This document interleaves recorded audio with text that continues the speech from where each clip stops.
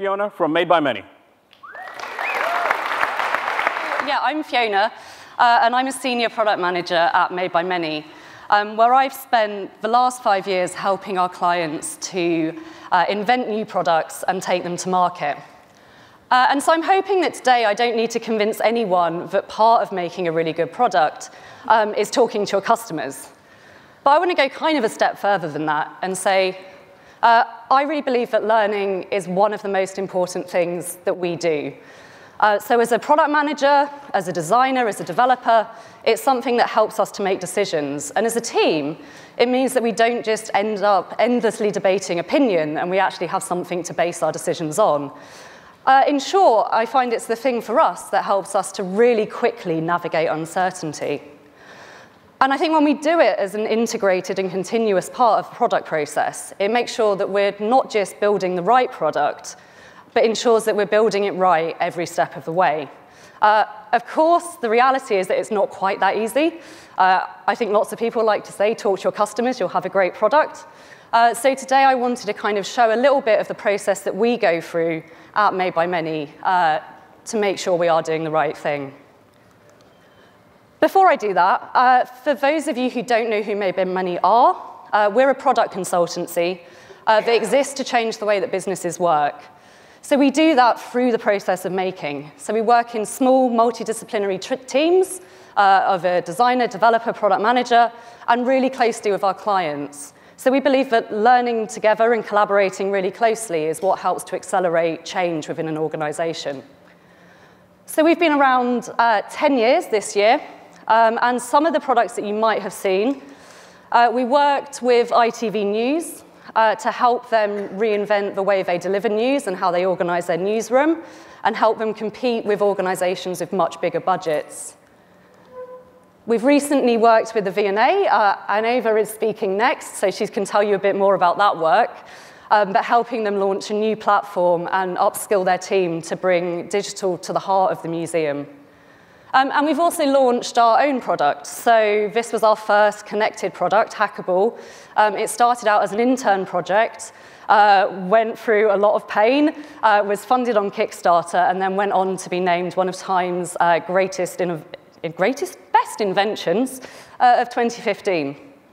But I want to talk to you about a different project today. So I'm going to introduce you to Finnair. So we've been working with Finnair over the last 2 years. But I want to take you back today to when we first won this work. So we'd just gone through a really quite intense pitch process. We were really excited to have got the work. But then, of course, as everyone is on day one of a project, we're suddenly faced with the reality of what it is that we have to do.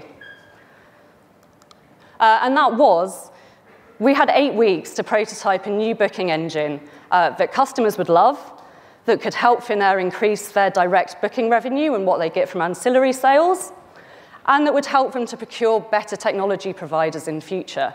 And I think this was a daunting prospect. You know, every project we start, we're kind of faced with having to learn a lot about a completely new industry. But I think in the case of airlines, they're really complex, and we hadn't done this before. And they're also not known for their customer experience. So off we went to Helsinki and spent the first week on the project working with our client. So spending time with them, doing stakeholder interviews, doing a kind of a kickoff workshop, and learning everything about their business and the context that we needed. But what we weren't really hearing when we were there was, what does all this mean from a customer's perspective? And so we're kind of there, we're learning all this stuff, and as we're going, we're collecting lots of questions that we know we need to start asking people. And there was a lot of questions. So this is one column from a Trello board where we kind of just dumped everything we were coming across as we were going. Some of them were really big questions. So, I mean, how and when do people go to an airline's website? Why would they go to an airline website instead of somewhere like Skyscanner?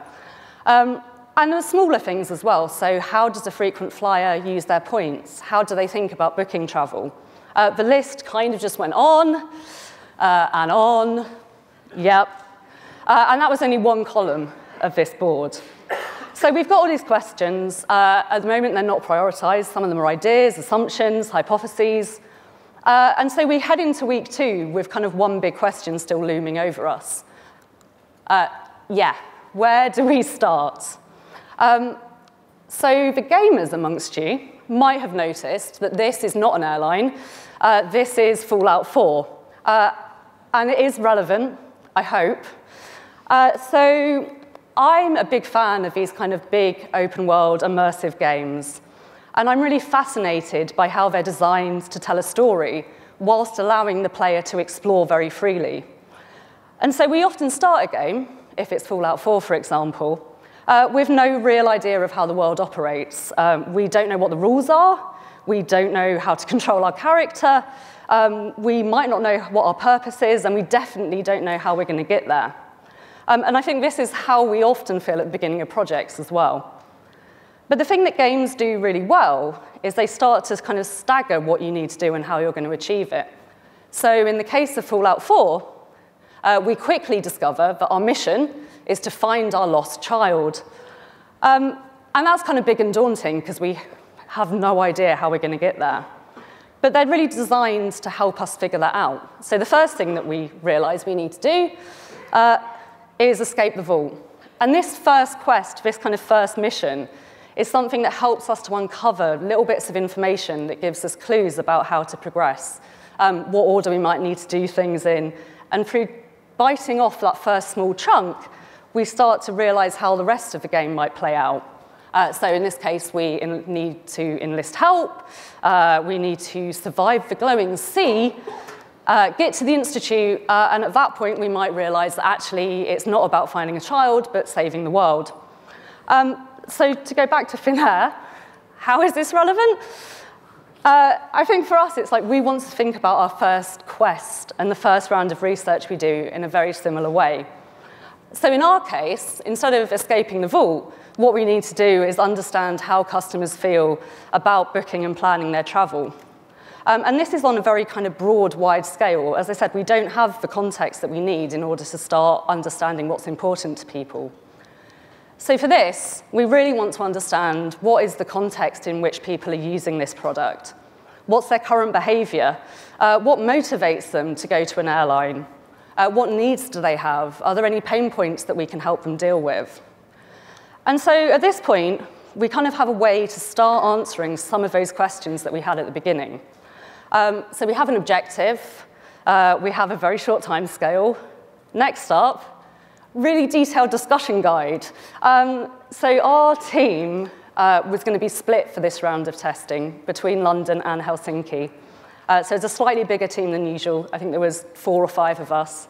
And we wanted to make sure that as we went into these interviews with our limited time with people, that we were really understanding everything we could from them and getting everything we needed.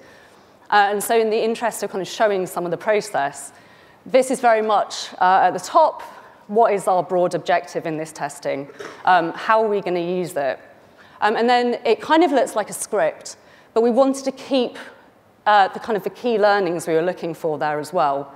So that obviously once you get into a room with someone, you don't quite know which of your questions are going to work. So keeping those there helps us to, the person doing the interviewing, to kind of reassess as they go along. In this case, we also developed kind of a little timeline of what travel looks like to just use with Post-it notes with our participants to kind of give some structure to the conversation and also have some nice things to take away and compare to each other. So we've got an objective. We know what we're talking to people about. Who are we talking to?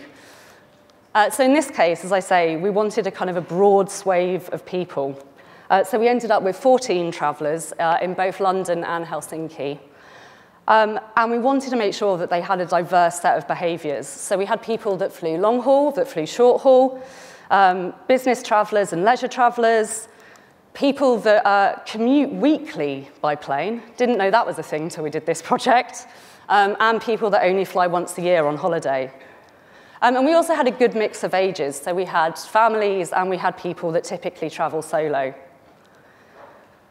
And so from this point, we're kind of ready to go. It's taken a few days. We've done all our prep. And finally, we end up in a room with our customers. So this is our design lead, Adam, and me in an interview. This one's in our office, although sometimes they can be in airports, places like that.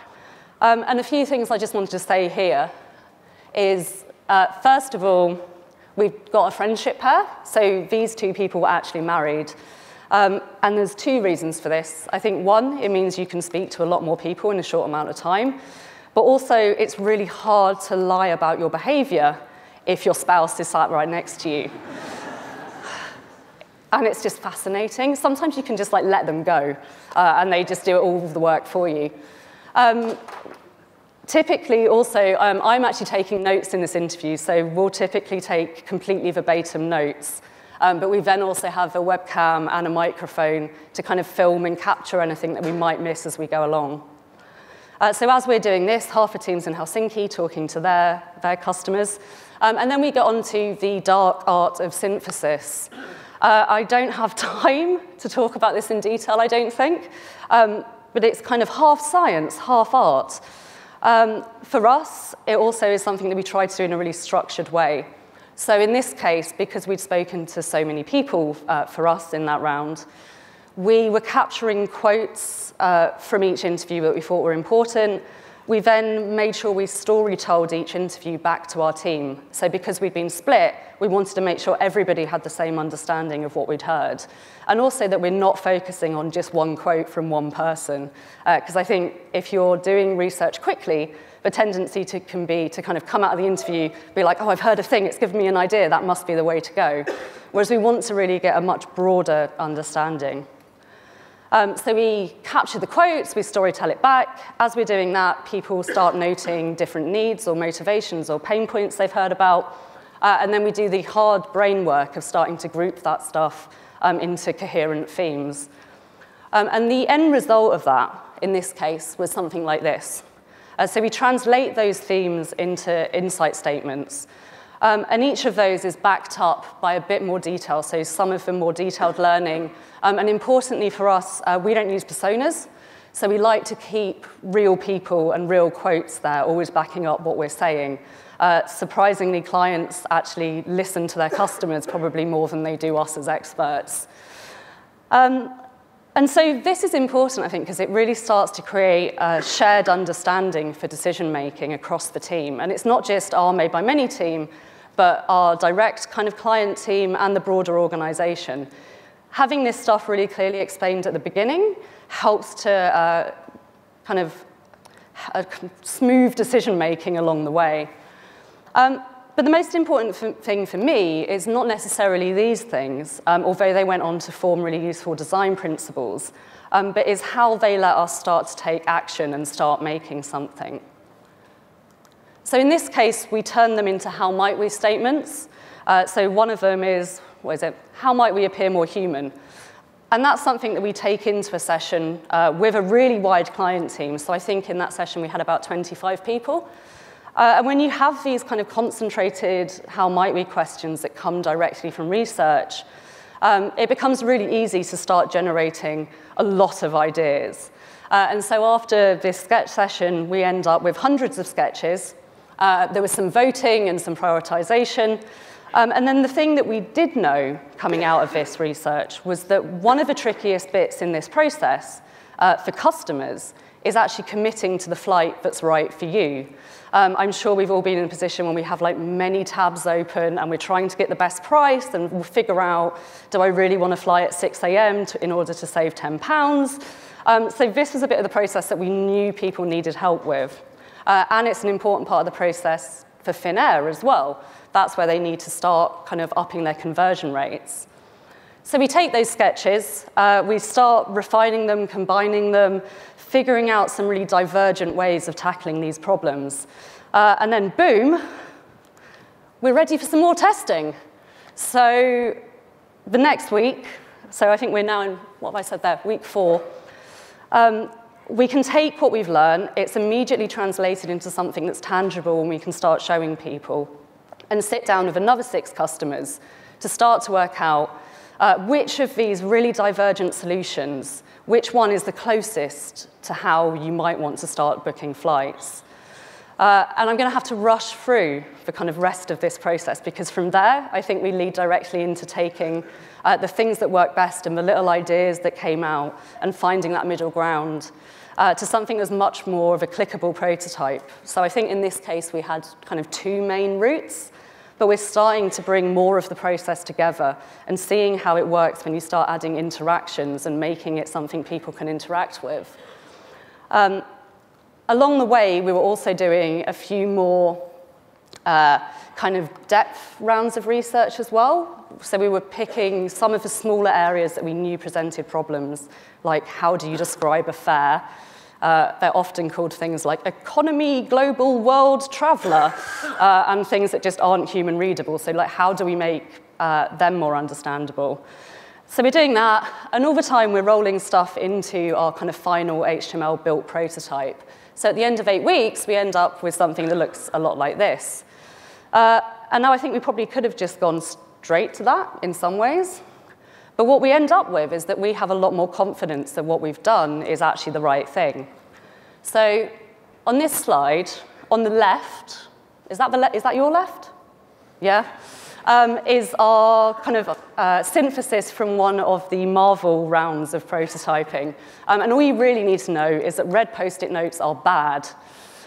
So halfway through the project, we were a bit like, oh, we have no idea if we're getting this right.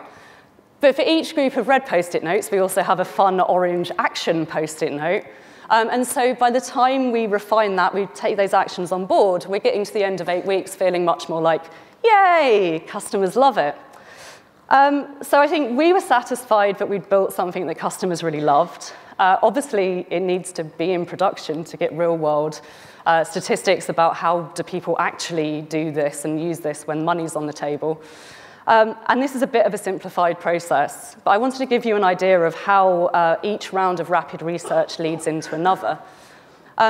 We went on to then do several more projects with Finnair. So we've helped them to do things like, how do you manage your booking? How can we help people to dream about where they're going to go on their next trip? And what do kind of coherent value propositions across all of their products look like? And through all of this, we've continued moving at a very similar pace when it comes to research. So in total, I think now, at last count, we've spoken to about 150 travelers over the course of this work. And so I just wanted to finish up with a few of the things that I think we've learned as a team that have made it possible to move at this kind of pace and to really have this as part of our product process. So first of all, and I'm a bit of a broken record on this, I think, in our team, but we always need an objective. We need a kind of a small focus, something that keeps us all together as a team. I think for a few reasons. One, it helps us select the right method to learn, but it's also really awkward if you sit down to interview someone and you start talking about how do you choose a destination for your next holiday, and then try to shoehorn in a conversation about, well, how do you feel about seat selection? Also, trying to shoehorn in too much stuff just makes it harder and take more time to make sense of it. And I think the other thing that we always are looking for is that everything we do is actionable. There's nothing worse than finishing a round of research and having invested that time and that effort, only to find that you still don't know enough to make progress.